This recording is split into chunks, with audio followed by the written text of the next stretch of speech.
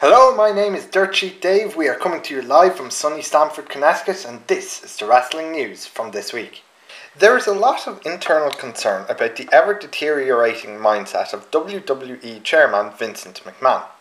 It is well documented that Vince can have wild mood swings and change his mind with regards to WWE product at a moment's notice.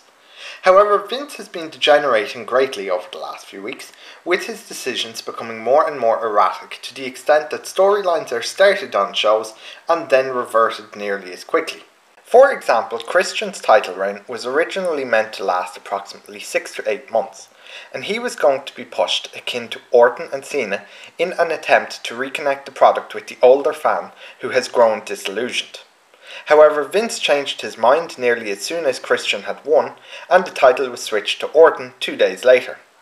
Similarly, the plan for the draft a few weeks back saw John Cena move to SmackDown, and this was meant to be a long-term deal, the hope being that it would freshen the two shows up.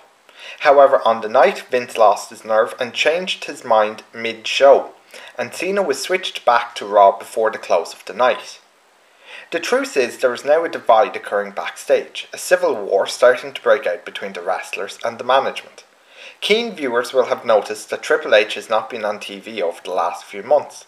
I can now reveal that this is because he, along with his wife Stephanie McMahon, have now launched legal proceedings in an attempt to take control of WWE. They are suggesting that Vince McMahon is no longer capable of running the company to an acceptable level and that his position could lead to the downfall of the company. The duo have the backing of many of the major stockholders, but Vince is the majority stockholder and thus is not easily disposed of. Meanwhile, wrestlers are having to pick their sides in the growing war between Vince and Triple H.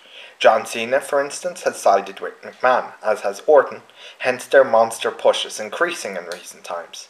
R-Truth has also joined McMahon's side, hence his increased presence and position on the Raw brand.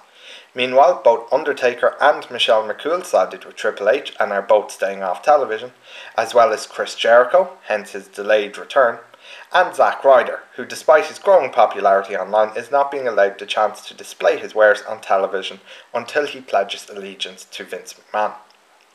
If I had to make a prediction, I would say that by the end of the year, the civil war will have torn apart the WWE and opened them up to a takeover bid. I believe we will then see UFC attempt to gain control of the WWE and rebrand it as the entertainment side of their business ventures. American President Barack Obama is indeed scheduled to appear at the WWE pay-per-view Capital Punishment. Viewers of Raw will have seen a specially taped segment where he was interviewed and commented on certain superstars.